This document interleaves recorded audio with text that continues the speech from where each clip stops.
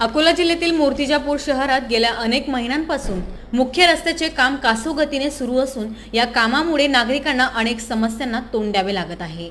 मुख्य रस्त्याचे काम सुरू असून अनेक समस्या निर्माण झाल्या आहेत। त्यापैकी रस्त्यालगत असणारी सांडपाणी वाहून नेणारी नाली तुडुंब सांडपाण्याने भरली असून अनेक महिन्यांपासून पाणी साचले आहे।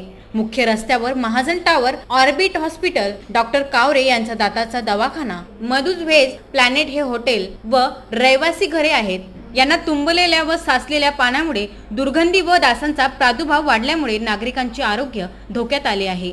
विशेष म्हणजे 1 ते 1.5 वर्षाआधी या नालीचे बांधकाम करण्यात आले आणि आता रस्त्याचे बांधकामासह परत एका नालीचे बांधकाम जुना नाली लगतच करण्यात येत आहे।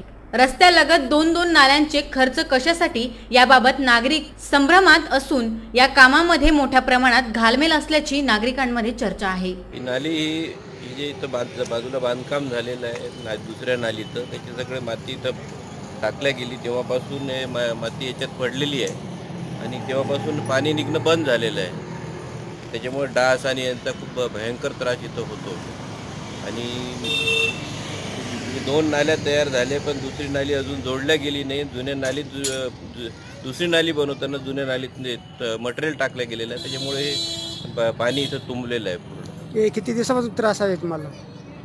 ही जवळपास म्हणजे पावसाळा संपल्यानंतर एक खोदकाम सुरू झालं तेव्हापासूनच ही मटेरियल टाकलं गेलेलं आहे, तेव्हापासूनच ती नाली पण तुंबलेली आहे। त्याच्या म्हणजे तुम्हाला या नगरपालिका किंवा जे बांधकाम जे करत आहेत रस्त्याचं हे कोणता विभाग करता आणि त्यांच्याकडे आपण अशी तक्रार वगैरे केली आहे का?